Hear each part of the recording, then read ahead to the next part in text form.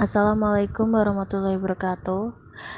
Kami dari kelompok 4 ingin mempresentasikan tentang retikulum endoplasma. Retikulum endoplasma atau RE merupakan organel sel yang terbentuk jaringan kompleks membran yang terbentang di seluruh sitoplasma sel eukariotik. Organel ini terbentuk seperti jaringan membran yang saling berhubungan dan menyebar di seluruh sitoplasma sel. Retikulum endoplasma merupakan organel sel yang berperan penting dalam sintesis protein, metabolisme lipid, dan detoksifikasi sel. Definisi dan struktur retikulum endoplasma. 1. Jaringan membran kompleks. Retikulum endoplasma merupakan jaringan membran yang membentuk ruangan-ruangan terikat membran yang disebut sisterna. 2. Bentuk dan ukuran.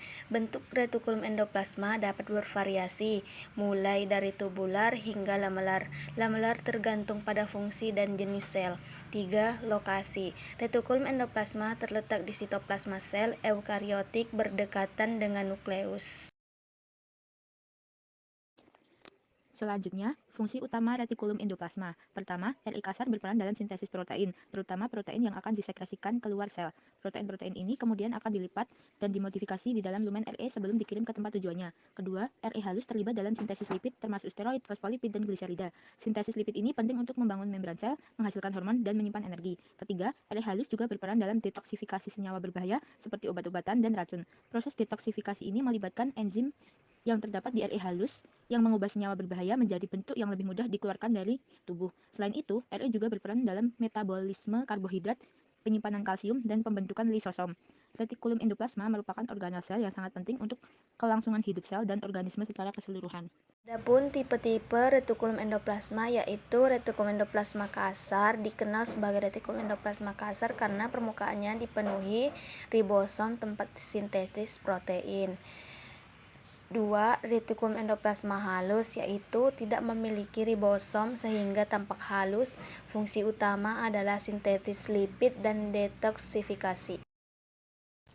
Retikulum endoplasma kasar dan halus. RE kasar atau retikulum endoplasma kasar memiliki ribosom yang menempel pada permukaannya, memberikan tampilan kasar.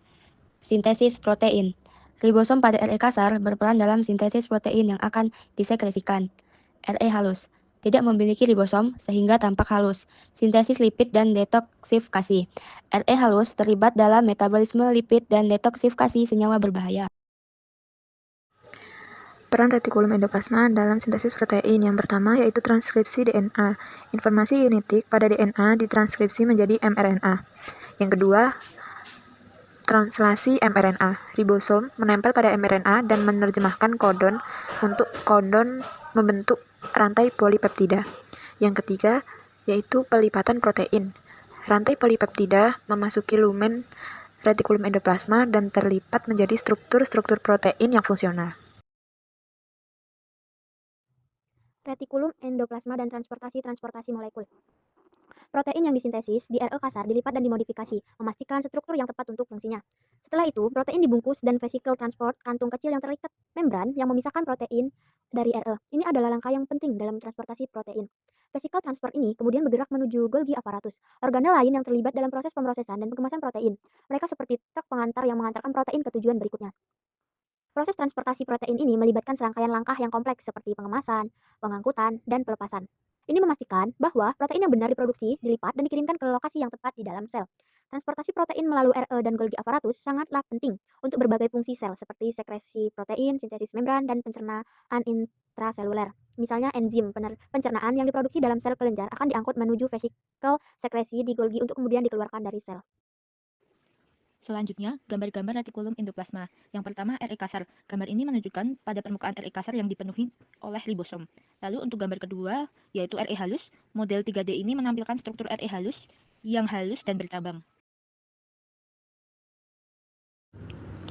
Aplikasi retikulum endoplasma di dalam kehidupan sehari-hari. Retikulum endoplasma atau RE itu merupakan organel sel yang penting dalam berbagai proses metabolisme sel dan aplikasinya meluas dalam kehidupan sehari-hari. Berikut ini merupakan beberapa contohnya. Yang pertama, ada produksi obat. RE berperan penting dalam sintesis dan detoksifikasi obat-obatan. Misalnya, Dalam produksi antibiotik, RE membantu dalam pembuatan dan modifikasi molekul antibiotik yang efektif untuk melawan infeksi bakteri. Proses detoksifikasi oleh RE juga penting sekali untuk menghilangkan zat-zat berbahaya yang dapat merusak sel, seperti racun atau obat-obatan yang tidak diinginkan. Contoh yang kedua yaitu ada industri makanan. RE terlibat di dalam sintesis lipid, yaitu lemak yang digunakan di dalam produksi makanan. Contohnya, di dalam pembuatan mentega, RE berperan dalam produksi asam lemak yang kemudian diubah menjadi lemak. RE juga berperan dalam pembuatan minyak nabati yang digunakan dalam berbagai produk makanan. Contoh yang ketiga yaitu ada industri kosmetik. RE juga berperan dalam sintesis steroid, yaitu hormon yang digunakan dalam produksi kosmetik. Contohnya, di dalam pembuatan krim wajah, RE berperan dalam produksi hormon estrogen yang membantu menjaga kelembaban kulit. Selain itu, RE juga berperan dalam produksi hormon testosteron yang digunakan dalam pembuatan produk perawatan rambut. Contoh selanjutnya yaitu pertanian. RE berperan penting dalam sintesis protein dan hormon yang dibutuhkan tanaman untuk tumbuh dan berkembang. Misalnya, RE terlibat dalam produksi klorofil, pigmen hijau yang penting dalam fotosintesis. RE juga berperan dalam produksi hormon pertumbuhan yang membantu tanaman untuk tumbuh lebih tinggi dan lebih kuat. Contoh terakhir yaitu dari teknologi. RE memiliki potensi besar dalam pengembangan teknologi biologi. Misalnya, RE dapat digunakan untuk memproduksi protein manusia seperti insulin dan hormon pertumbuhan yang dapat digunakan untuk mengobati penyakit. RE juga dapat digunakan untuk menghasilkan biofuel dari bahan baku nabati. Sekian presentasi dari kami. Wassalamualaikum warahmatullahi wabarakatuh.